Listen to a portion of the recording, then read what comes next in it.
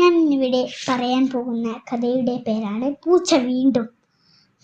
ചൈനയിലെ ഹുങ്ങായ രാജാവിന്റെ സദസ്സ്. ആരാണ് നീ? മഹാരാജാവ്. വിജയിക്കട്ടെ. ഇത് അയൽ രാജാവ് അങ്ങേക്ക് തന്നയച്ച ഒരു സമ്മാനമാണ്. ശരി, നമ്മുടെ കൃതജ്ഞ അറിയിച്ചേക്കൂ. ഉത്തരവ്. പെട്ടി തുറന്നപ്പോൾ, ഓ, എത്ര മനോഹരമായ സമ്മാനം! നമുക്ക് ഈ പൂച്ചയ്ക്ക് ഒരു നല്ല പേരിടണം. ഈ പൂച്ചയ്ക്ക് കടുവ എന്ന് പേരിടാം. കൊള്ളാം, നല്ല പേര്. വളരെ ശക്തിയുള്ള മൃഗമാണല്ലോ കടുവ. പക്ഷെ ഡ്രാഗണിന്റെ ശക്തിയൊന്നും കടുവയ്ക്കില്ല.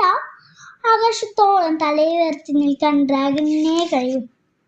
പൂച്ചയ്ക്ക് ഡ്രാഗൺ എന്ന് പേരിട്ടാൽ മതി. അത് പറ്റില്ല. ഡ്രാഗണേക്കാളും ഉയരത്തിലുള്ളതാണ് മേഘങ്ങൾ.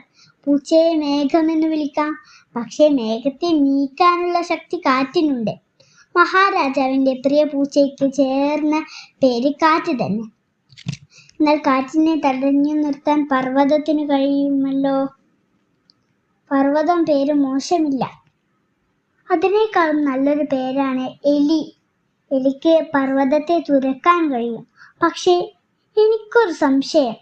പൂച്ചയെ ആരെങ്കിലും എലി എന്ന് വിളിക്കുമോ?